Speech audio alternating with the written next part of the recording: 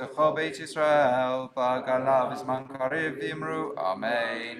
יהי שמי רבה מברך לעולם עולם העלמיה. יתברך וישתבח ויתפעל ויתרומם ויתנשא. ויתעלה ויתעלה ויתהלל שמי דקודשו ברך הוא. לעילה מן כל ברכתה ושירתה, תשבחתה ונחמתה, תהיה מירם בעלמה ואמרו אמן. יהי שלום הרבה מן שמיה, וחיים עלינו ועל כל ישראל ואמרו אמן. עושה שלום במרומיו, ויעשה שלום עלינו ועל כל ישראל ואמרו אמן. Yeshua Joel. Good morning, everyone. So anybody who'd like to have a try at opening the Ark and closing it, we are now offering a very rigorous training program, six months of Haggadah.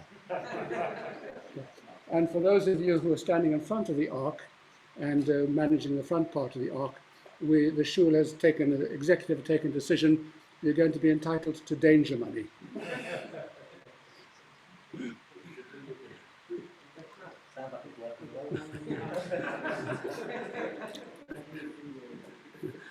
Jeremy, wish you long life for your grandfather and to your brother Simon as well, who's in France. And Andy Block has Yortzeit for her grandmother, Esther Bat Mordcha, that's Lewis's wife. Izzy had Yortzeit today for a relative, Michael Ben Ze'ev. Wish you all Chaim Rukim. And Robert, I wasn't here yesterday, but welcome to the South Hampstead Minyan. It's taken a few years for you to find your way back to South Hampstead, but delighted that you're with us, albeit for entirely the wrong reasons, and I'm really sorry. The second parak, Mishnah 19 in our Pirkei Avot, a teaching from Rabbi Elazar. And he said as follows, we'll read it first and then we'll start to look at it in detail. Hevei shakud lilmod Torah. The word shakud over here is translated as eager to learn Torah, but shakud means to learn constantly, to be studying all of the time with great diligence. And know how to answer the heretic. You should know before who you toil, and who your boss is, the one who's going to pay you the reward for your labor. So let's take a look at the first part of this, in which it says, be eager to learn Torah and know what to answer the unbeliever. So it's not clear whether these are two separate statements or whether the first statement is the preparation for the second one. Either he's saying to us, study Torah constantly, which is not a great big chidush, because the Gita Yom V'Layla, everybody knows you should be studying Torah all the time. So it's more likely that what he's saying to us over here is study Torah deeply and with great understanding, in order that you will be able to answer the heretic. Who is the heretic? The Apikoros. It's the one who wants to ask all kinds of questions about Torah, and you won't know what the answers are unless you've delved deeply, unless you've understood the Torah very, very clearly. So who is the Apikoros these days? Who is this? Apikoros is Epicurean, by the way, from Epicurus, who was a denier of the existence of God in the world, and that's where we get the word Apikoros. And of course, everybody knows the story about the little Apikoros who wanted to become big Apikoros, and he came to the big Apikoros to study.